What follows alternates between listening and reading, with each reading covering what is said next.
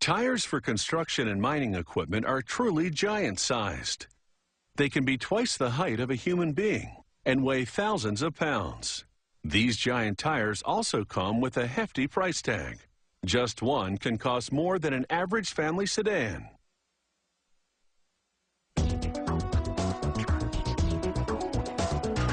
Giant tires are made to carry heavy loads in conditions that are seriously off-road, like mining and construction sites. To make giant tires, they feed rubber into a powerful mixer.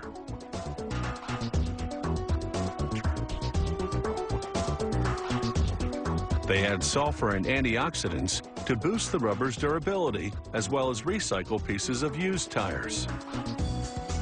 At the top of the mixer, they add carbon black in measured amounts. It's an oil byproduct that helps bind everything together. The mixing generates heat, which softens the rubber, making it doughy. The rubber dough then falls between rollers that squeeze it into a sheet. The process is called milling. They slice the sheeted rubber and feed it back into the machine several times. This repeated milling essentially kneads the rubber to give it the right consistency. Once the rubber has been sufficiently processed, they feed it to a conveyor. A wheel rolls over the rubber to impress the date and identification number onto it. The rubber then winds through a tank of soapy water. As it exits, it falls over hangers that move it through a dryer. A soapy residue remains, keeping the layers from sticking together as they await more processing. They write the ID number on a sample of the rubber and tag the production run with the same number. This signifies that testing is underway.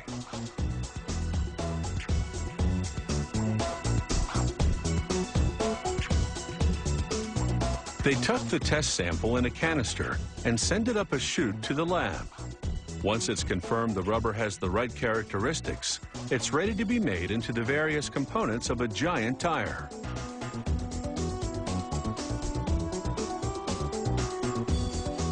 At the next station, dozens of steel cords unwind into a machine. Each cord is made of numerous steel threads, and each thread is brass-plated. These steel cords will be used to fortify the processed rubber.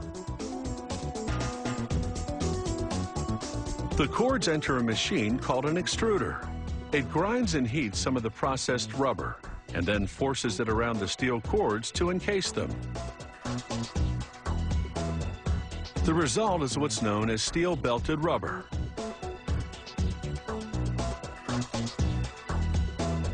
They cut several of the steel-belted strips on an angle and fuse them together. This exposes steel cord around the edges, so hot rollers seal them with rubber.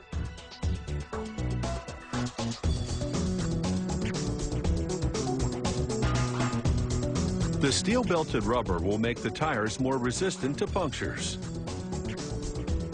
But they make the tire's basic structure from rubber-coated nylon cord.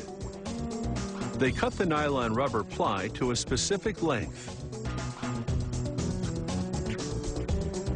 Workers then piece several of these sheets together to form a loop. The pieces adhere because uncured rubber is naturally tacky. And a machine rolls the loop to the correct size. They layer more of the nylon rubber ply in a crisscross fashion to add strength.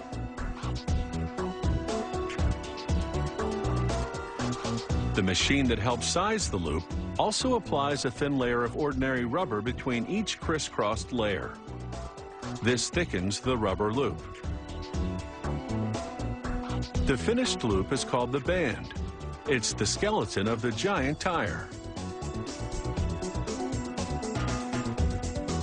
They hoist it onto a cart and move it to the next station.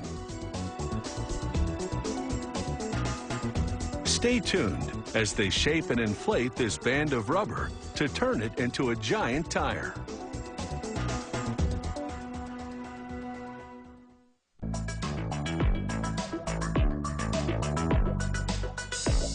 This machine is about to stretch the big band of rubber like an elastic.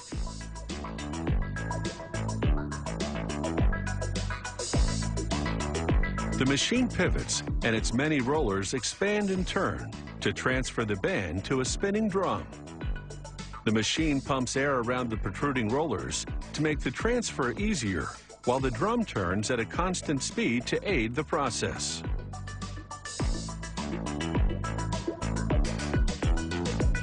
Once the transfer is complete, the rollers retract and the air escapes. This causes the rubber to shrink to the drum and take its shape.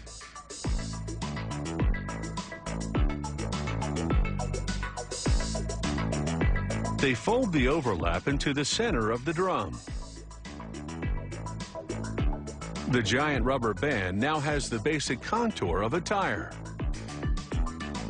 Next, another machine coats numerous steel wires with rubber, creating strips of rubberized steel.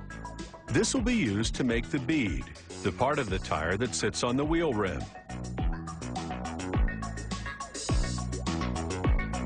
They wind the rubberized steel around a metal wheel up to 20 times to form the bead.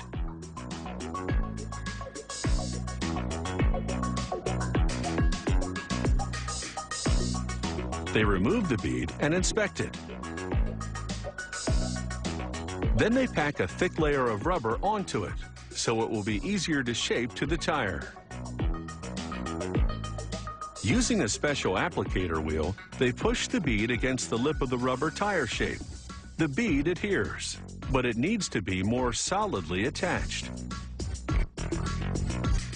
A spinning disc forces the bead more firmly to the rubber tire shape.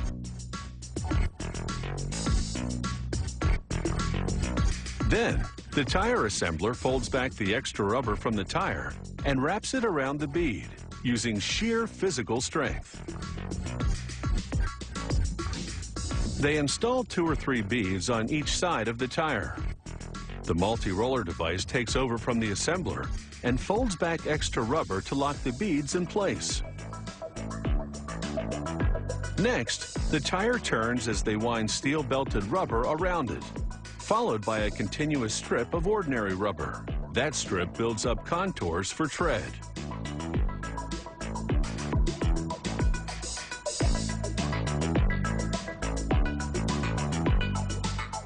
The assembler then wraps a thick piece of ordinary rubber around the outer edge. This is the tire's sidewall. The spinning disc device presses the sidewall to the tire. This tire is now ready to move on. Here, a huge rubber bladder inflates and deflates as they spray it with a non-stick coating. This bladder will act as the inner part of a mold.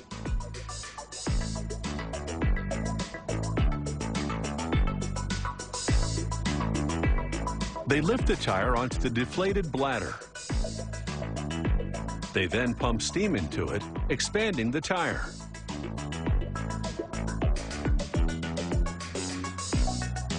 A metal mold with a tread pattern engraved in it closes around the swelling tire.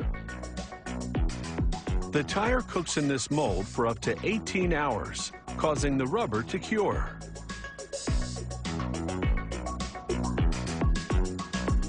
The giant tire pops out of the mold with tread.